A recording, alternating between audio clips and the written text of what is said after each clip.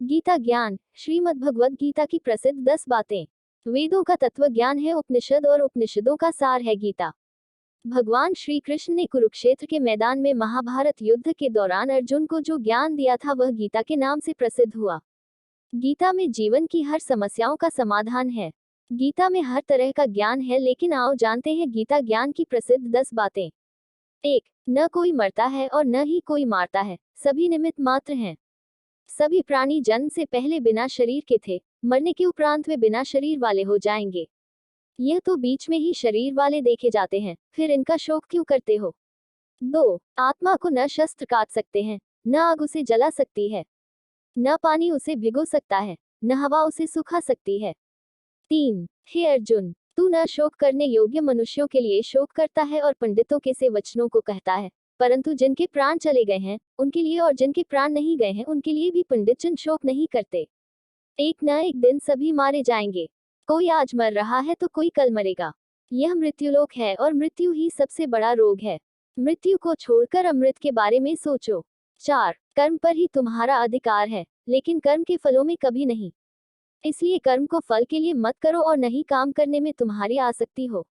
जिसका मन अपने वश में है, जो जितेंद्रिय एवं विशुद्ध अंतःकरण वाला है और संपूर्ण प्राणियों का आत्मरूप परमात्मा ही जिसका आत्मा है, ऐसा कर्मयोगी कर्म करता हुआ भी लिप्त नहीं होता। कर्मों में कुशलता को ही योग कहते हैं। 5. क्रोध से मनुष्य की मति मारी जाती है, यानी मूढ़ हो जाती है, जिससे स्मृति भ्रमित हो जाती है। स्मृति भ्रम हो जाने से मनुष्य की बुद्धि नष्ट हो जाती है और बुद्धि का नाश हो जाने पर मनुष्य खुद अपना ही का नाश कर बैठता है। 6. हे अर्जुन, सभी धर्मों को त्याग कर अर्थात हर आश्रय को त्याग कर केवल मेरी शरण में आओ, मैं तुम्हें सभी पापों से मुक्ति दिला दूंगा, इसलिए शोक मत करो। माया द्वारा जिनका ज्ञान हरा जा चुका है, ऐसे आसुर स्वभाव को धारण किए हुए मनुष्यों में नीच दूषित कर्म करने वाले मूल लोग मुझको नहीं भजते, परंतु उन अल्प बुद्धि वालों का वह फल नाशवान है तथा वे देवताओं को पूजने वाले देवताओं को प्राप्त होते हैं और मेरे भक्त चाहे जैसे ही भजे, अंत में वे मुझको ही प्राप्त होते हैं। 7.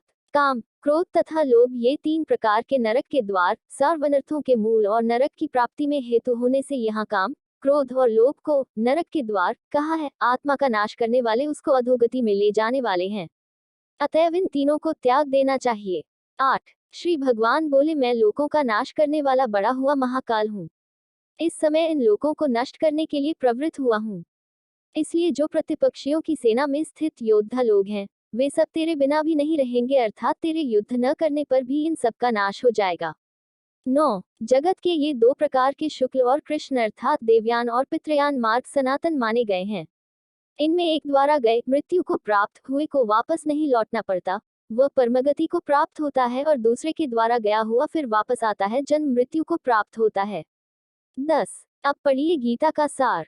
क्यों व्यर्थ की चिंता करते हो, किससे व्यर्थ डरते हो, कौन तुम्हें मार सकता है।